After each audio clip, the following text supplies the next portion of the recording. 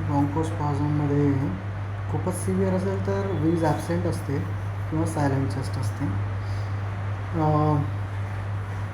Quickest method diagnosis आहे की तुम्ही बॅग करा आणि बॅगवर प्रेशर बघा, तुम्हाला लगेच कळून जाईल की सोर्स काय आहे.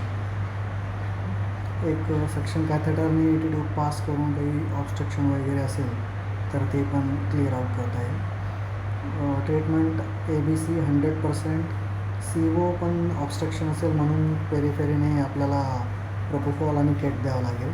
केटचा डोस त्याने पिडियाट्रिकचा कमी लिहिला आहे. पिडियाट्रिकचा डोस कमी लिहिला आहे त्याने. सगळंच लिहिलं आहे त्याने. साल्व IV तर आपण प्रिपरेशनच नाही बघितलं आहे. नॅब 1 mg/cc येतं एव्हरी 15 मिनिट्स. याच्यात आणि याच्यात हाच फरक आहे. इप्राट्रोपियम 6 hourly आहे, 4 to 6 hourly आहे. हा एव्हरी 15 मिनिट्स आहे. हायपोकॅलेमिया होऊ शकतो साल्ब्युटामॉलमुळे. पफ 10 द्यायचे, हे मला फंडा माहिती होता. 4 देतात लोक, पण 4चा काही मतलब नाही मला, कारण की तो भरपूर तो स्टिक होऊन जातो त्याच्यामुळे. ठीक आहे, एव्हरी 15 मिनिट्स आहे. पिडियाट्रिकला सेम डोस लिहिला आहे त्यांनी. आय थिंक टॉपिकलचा एवढा इश्यू नसावा. इथे इप्राट्रोपियमचा कमी केला आहे त्यांनी, साल्ब्युटामॉलचा तेवढाच ठेवला आहे. अमायनोफायलिन 5 mg/kg, केट 2, पिडियाट्रिक 1, मॅग 40 mg/kg, ॲड्री 1 mite/kg इन पिडियाट्रिक. पिडियाट्रिकला जास्त लागतो का. ॲड्रीचा 10 mites. आय थिंक हे आपण बोलच देऊ शकतो गरजेनुसार. HCOT 4 mg/kg.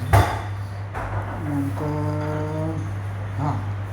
IPPVमुळे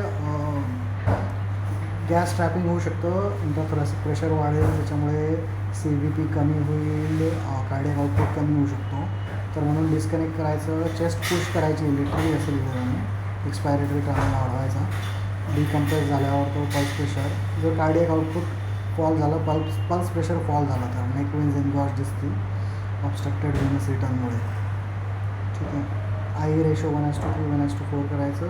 परमिसिव्ह हायपरकॅपनिया करू शकतो. RR कमी करायचा. ठीक आहे.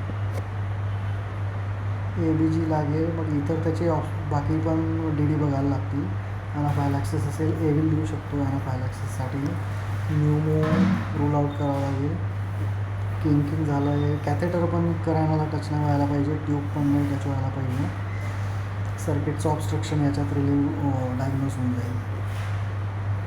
ठीक आहे.